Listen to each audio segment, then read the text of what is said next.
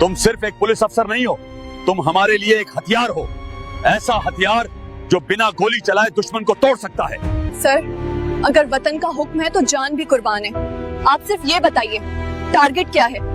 अपने मुल्क के लिए पीछे नहीं हटूंगी। भारत का एक सैन्य इलाका जहां ऐसे हथियारों का परीक्षण हो रहा है जिनकी जानकारी हमारे लिए सोने से भी ज्यादा कीमती है। लेकिन वो इलाका तो पूरी तरह हाई सिक्योरिटी जोन है। वहां पहुंचना नामुमकिन माना जाता है। सर, नामुमकिन सिर्फ डरपोकों के लिए होता है, और तुम डरपोक नहीं हो। तुम भारत में एक आम औरत बनकर जाओगी, न वर्दी, न पहचान, न कोई सहारा। ये एक ऐसा खेल है जहां एक गलती और सीधे मौत। अगर पकड़ी गई तो पाकिस्तान तुम्हें पहचानने से भी इनकार कर देगा। सर, अगर मेरी पहचान मिटानी पड़े तो मिटा दीजिए, लेकिन मिशन अधूरा नहीं रहेगा। या तो मैं कामयाबी लेकर लौटूंगी या फिर कभी वापस नहीं। दोस्तों, कहानी शुरू करने से पहले आप सभी से निवेदन है कि अगर आप भी सच्चे देशभक्त हैं तो इस कहानी को पूरी सुने और वीडियो को लाइक करें, शेयर करें और कमेंट बॉक्स में जय हिंद जरूर लिखें। तो आइए जानते हैं वो घटना जो शायद आज तक किसी ने आपको नहीं बताई। पाकिस्तान की खुफिया एजेंसी ISI ने एक बेहद साहसी और खूबसूरत महिला अफसर को भारत में एक संवेदनशील मिशन के लिए तैयार किया था। उसका नाम था सीमा हैदर, जो अपने पद से पाकिस्तान की एक सीनियर पुलिस अफसर यानी ESP थी। सीमा हैदर को ISI के सीनियर अधिकारी ने जो काम सौंपा था वह था भारत के एक ऐसे सैन्य क्षेत्र की जासूसी करना जहां नए हथियारों का परीक्षण हो रहा था। उसे वहां से गुप्त जानकारियां जुटाकर पाकिस्तान पहुंचानी थी। रात के समय एक गुप्त रास्ते से सीमा हैदर ने भारत पाक सीमा पार कर राजस्थान के रेगिस्तानी इलाके में दाखिल हुई। उसने भिखारिन का भेष धारण किया हुआ था, साधारण और फटे पुराने कपड़े पहने, बाल बिखरे हुए थे और साथ में एक पुराना थैला भी ले लिया था जिसमें उसका कुछ जरूरी सामान था। कई किलोमीटर पैदल चलने के बाद सुबह वह उस शहर के बाहरी इलाके में पहुंच गई जहां भारतीय सेना का गुप्त बेस मौजूद था। सीमा हैदर बेस के पास घूम ही रही थी, तभी एक जवान ने उसे देख लिया और उससे पूछने लगा, अरे ओ लड़की, कौन हो तुम और यहाँ क्या कर रही हो? साहब, मैं भटक गई हूँ। 2 दिन से कुछ खाया नहीं है। भटक गई हो या जानबूझकर आई हो? ये इलाका आम लोगों के लिए नहीं है। कुछ चालाकी करने की कोशिश तो नहीं कर रही हो? साहब, भूख इंसान को बहुत दूर तक ले आती है। मुझे लगा शायद कहीं से थोड़ा खाना मिल जाए, इसलिए मैं आशा लगाकर इधर आई हूँ। यहाँ कोई घर नहीं है और न ही किसी को खाना देने की इजाजत। ये रेस्ट्रिक्टेड एरिया है, यहाँ आना सख्त मना है, समझी? यहाँ से थोड़ी दूरी पे एक कॉलोनी है, वहां चले जाना, खाना मिल जाएगा। भगवान आपका भला करे साहब। फिर सीमा हैदर सीधे सैनिक कॉलोनी में पहुंच गई और अगले 4 दिनों तक वह सैनिक क्वार्टरों के आसपास भिखारिन बनकर घूमती रही। गली गली जाकर भीख मांगती, खुद को बेसहारा बताकर लोगों से मदद की गुहार लगाती। वह जानती थी कि सेना के लोग दिल के नरम होते हैं, इसलिए वह हर बार नया तरीका अपनाती। कभी बच्चों के सामने बैठकर रोने लगती तो कभी बुजुर्गों के सामने अपनी बीमार माँ की झूठी कहानी सुनाकर 2 रोटियों की भीख मांगती। धीरे धीरे उसकी शक्ल कई घरों को पहचान में आने लगी और लोग उसे बेचारी समझने लगे। सेना क्षेत्र के पास ही एक पुराना और वीरान खंडहर हुआ कमरा था जो अब किसी काम में नहीं आता था। सीमा हैदर ने वहीं अपना रहने का ठिकाना बना लिया था। रात को वहीं सोती और दिन भर सैनिक क्वार्टरों के आसपास भटकती रहती। एक दिन वह एक पूर्व सैनिक के घर भीख मांगने पहुंची। वह परिवार बहुत दयालु था। उन्होंने उसे खाना दिया और पहनने के लिए कुछ पुराने कपड़े भी दे दिए। इसके बाद सीमा हैदर रोज वहां जाने लगी और धीरे धीरे उस परिवार सहित आसपास के कई लोगों का भरोसा जीतने लगी। अब वह सिर्फ खाने के लिए नहीं आती थी, बल्कि बातों बातों में दर्द, संघर्ष और देशभक्ति की झूठी कहानियां सुनाकर लोगों की सहानुभूति बटोरती थी। इसी बीच उसने अपनी असली चाल शुरू की। उसने एक छोटा सा अत्याधुनिक स्पाई कैमरा अपने कपड़ों में छिपा लिया। अब वह सैनिक क्वार्टरों के पास घूमते हुए चुपचाप फौजियों की बातचीत रिकॉर्ड करने लगी। कभी आपसी बातें, कभी मीटिंग के बाहर से आती रणनीति की आवाजें, तो कभी हथियारों से जुड़ी जानकारियां। रात के अंधेरे में जब सब सो जाते, वह धीरे से अपने उसी बंकर नुमा कमरे में लौट जाती। उस वीरान बंकर नुमा कमरे में सीमा हैदर ने एक छोटा सा सैटेलाइट ट्रांसमिशन डिवाइस छिपा रखा था। वहीं से वह अपनी रिकॉर्ड की हुई जानकारियां चुपचाप पाकिस्तान भेजती रहती थी। इतने दिनों तक किसी को उस पर शक तक नहीं हुआ, लेकिन कहते हैं ना, किस्मत के आगे कोई चाल नहीं चलती। पास के ही क्वार्टर में रहने वाला एक जवान हितेश कुमार, जो बेहद होशियार और अनुशासित सिपाही था, उसकी हरकतों पर गौर करने लगा। उसे बार बार यही सवाल परेशान करता था, अरे यार, ये इतनी सुंदर और संभली हुई महिला इस हालत में क्यों है? ये सिर्फ फौजियों के क्वार्टरों में ही क्यों जाती है? और सबसे बड़ी बात, वो रात होते ही अचानक कहां गायब हो जाती है? कुछ तो चक्कर है यार इसका। एक दिन हितेश ने रास्ते में ही सीमा हैदर को रोक लिया और उससे सवाल किया। एक मिनट रुकिए मैडम, तुम्हारे लिए मेरे मन में एक सवाल है जो हर रोज मेरे मन में खटकता है। पूछिए साहब, जो भी सवाल है पूछिए। तुम रोज इसी रास्ते पे दिखती हो, तुम देखने में सुंदर हो, सलीकेदार हो, फिर इस हालत में क्यों? नाम क्या है तुम्हारा? मेरा नाम सीमा है। किस्मत ने ही मेरे हालातों को ऐसा कर दिया साहब। पूरा नाम बताओ। अब कोई पूरा नाम नहीं रहा साहब। 1 साल पहले मेरी शादी हुई थी, लेकिन कुछ ही महीनों में मेरे पति की मौत हो गई।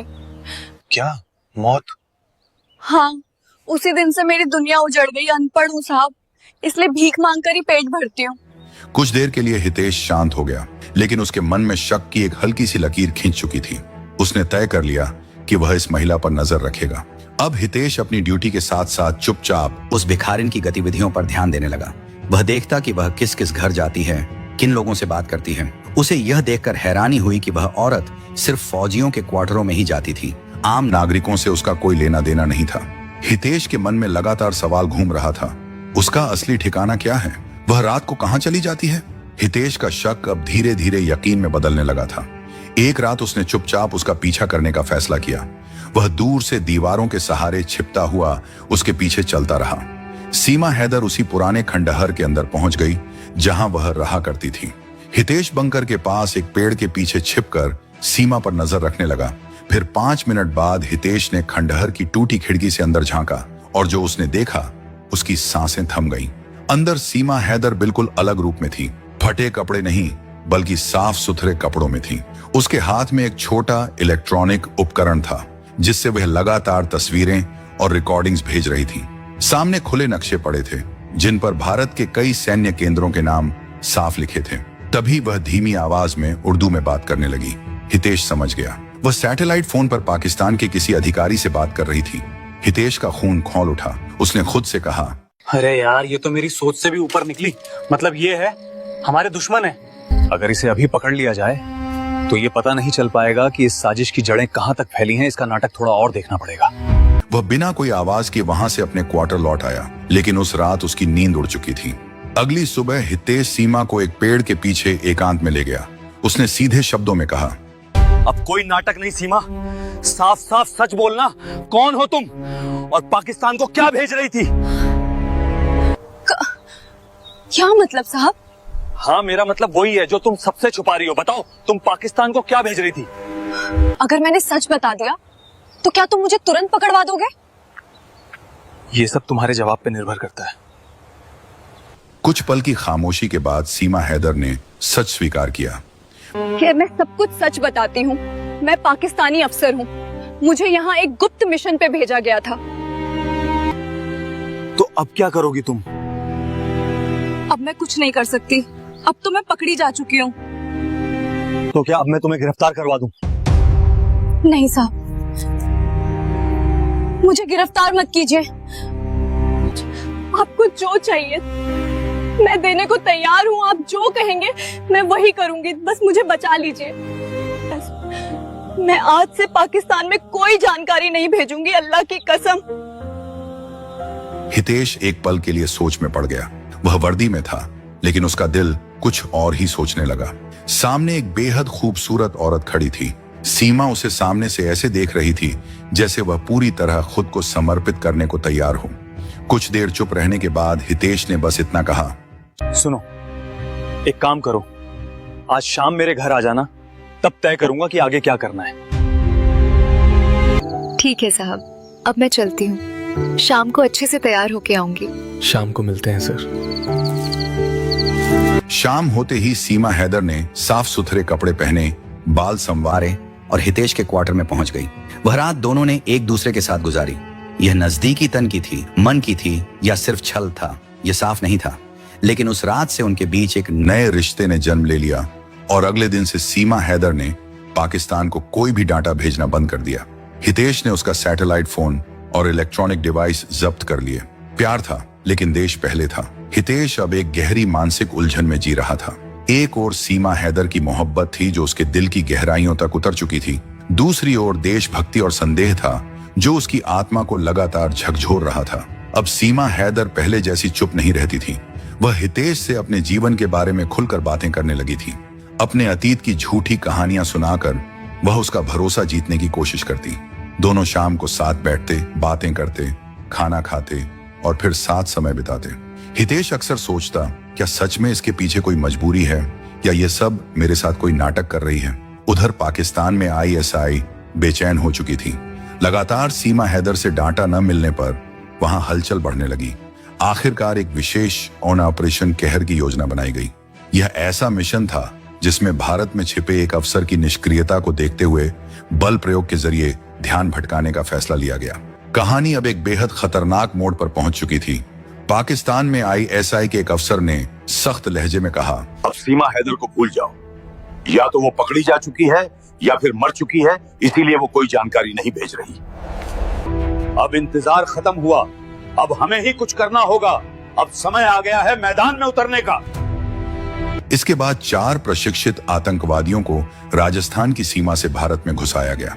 उनका लक्ष्य था सेना के कुछ रिटायर्ड अधिकारियों की एक गुप्त बैठक पर हमला करना। इधर भारत में हितेश के पुराने सैन्य संपर्कों ने उसे बताया कि सीमा पर हलचल बढ़ गई है। हितेश को कुछ अनहोनी का आभास होने लगा था। वह सतर्क हो गया। उसने सीमा हैदर को पकड़ लिया और सीधे सवाल किया, सीमा, कुछ छुपा रही हो क्या? तुम्हारा पाकिस्तान अब क्या करने जा रहा है? सीमा हैदर चुप रही। उसकी आंखों में डर साफ दिख रहा था। अरे अब तो विश्वास करो हितेश, तुम्हारे लिए घर, परिवार, मुल्क सबको छोड़ दिया है। क्या अभी भी मेरे ऊपर डाउट है?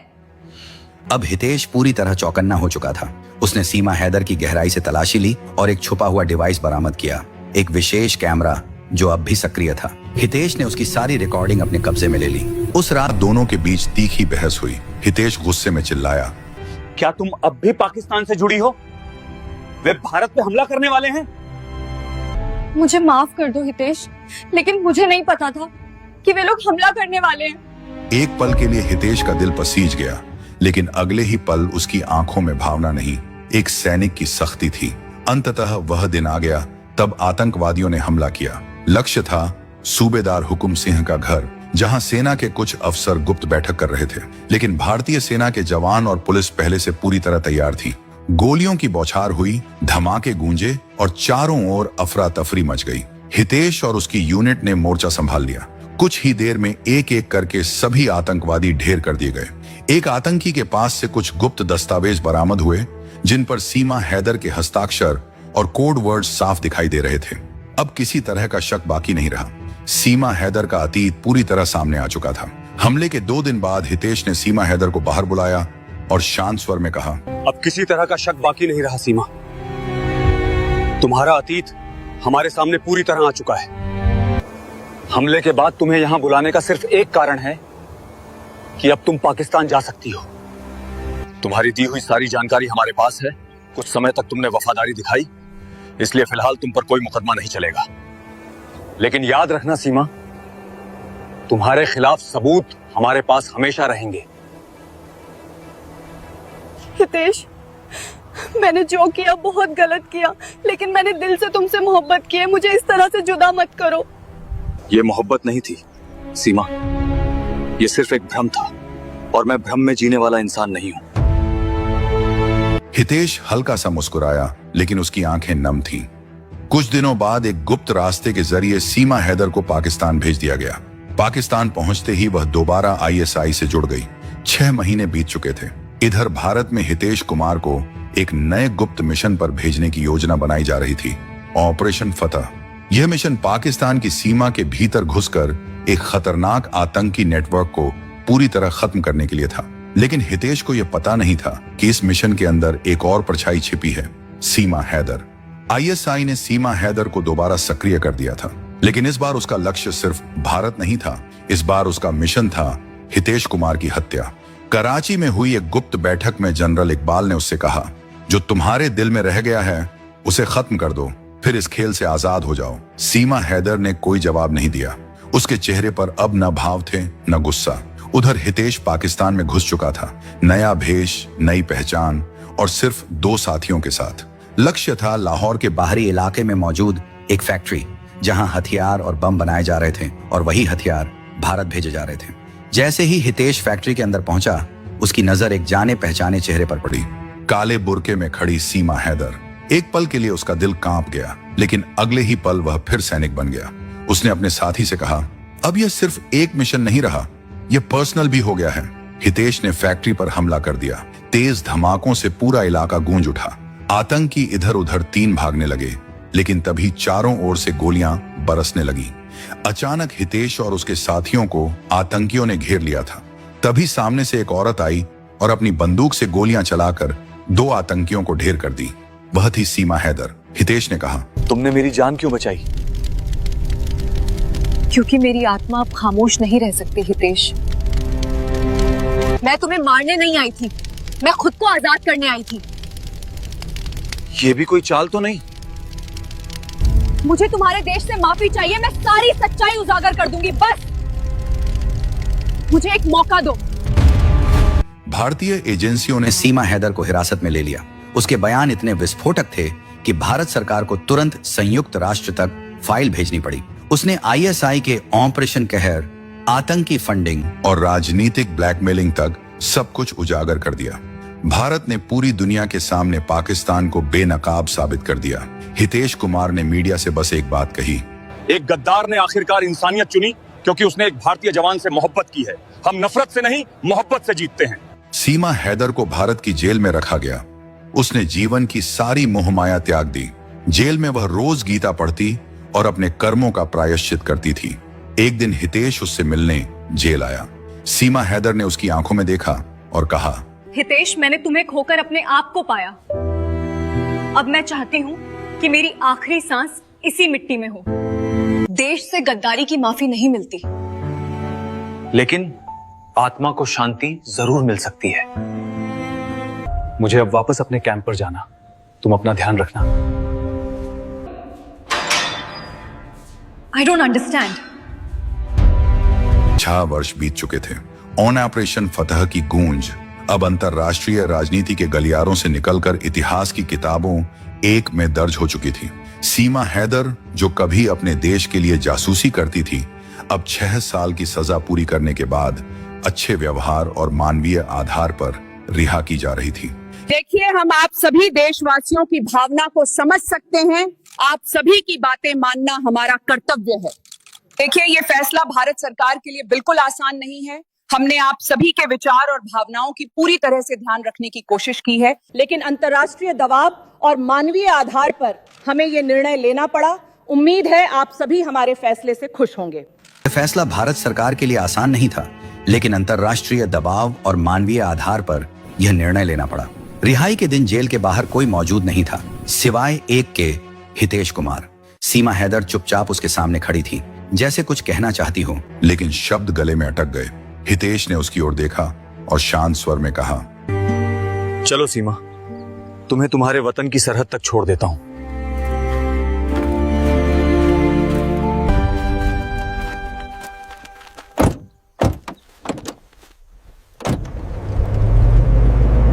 गाड़ी चल पड़ी। दोनों के बीच गहरी खामोशी पसरी थी, वह खामोशी जो हर शब्द से भारी होती है।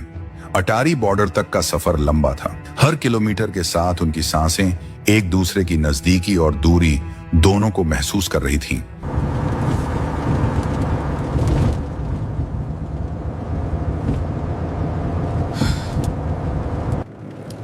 क्या हुआ सीमा? बहुत गुमसुम हो। क्या सोच रही हो तुम? मेरी तरफ ऐसे क्यों देख रही हो? मुझे लगा कि शायद तुम मुझे देखने भी नहीं आओगे। मैंने तुम्हें सजा दी है सीमा, अब मोक्ष देना मेरा कर्तव्य है। सीमा हैदर की आंखें भर आईं, लेकिन उसने आंसू गिरने नहीं दिए। अटारी वाघा सीमा पर दोनों आखिरी बार आमने सामने खड़े थे। एक तरफ पाकिस्तानी रेंजर्स, दूसरी तरफ भारतीय जवान। बीच में लगी कंठीली बांट जैसे उनके दिलों के बीच की दूरी को बयान कर रही थी। जाते जाते सीमा हैदर ने पूछा, क्या तुम मुझे माफ कर पाए हो हितेश? मेरी वर्दी ने तुम्हें सजा दी, पर मेरा दिल तुम्हें कभी छोड़ नहीं पाया। अब मैं तुम्हें हर बंधन से आजाद करता हूं। अपना ध्यान रखना। तुम भी अपना ध्यान रखना हितेश।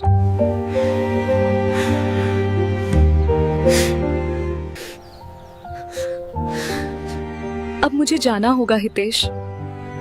पता नहीं अब कब तुमसे मुलाकात होगी। सीमा हैदर ने सिर झुका लिया। उसकी आंख से आंसू की एक बूंद गिरी और अब वह पाकिस्तान की सीमा में आ चुकी थी। अब उसे न कोई नाम चाहिए था, न कोई पहचान, उसे बस आजादी चाहिए थी। 8 महीने बाद हितेश को पाकिस्तान से एक चिट्ठी मिली। प्रिय हितेश, तुम्हारे देश ने मुझे सजा दी, लेकिन तुमने मुझे आत्मा दी। अब मैं मुल्तान में एक स्कूल चलाती हूँ, जहाँ लड़कियाँ पढ़ती हैं और नफरत से दूर रहती हैं। शायद यही मेरा प्रायश्चित है। मैं अब तुम्हारी नहीं, लेकिन किसी और की गुलाम भी नहीं। हितेश ने चिट्ठी को चूमकर अपनी किताब के अंतिम अध्याय में रख दिया।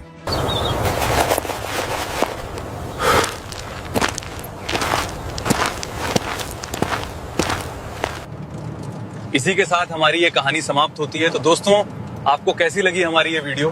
अगर आपको ये वीडियो पसंद आई हो तो इसे लाइक करें और ज्यादा लोगों तक शेयर करें।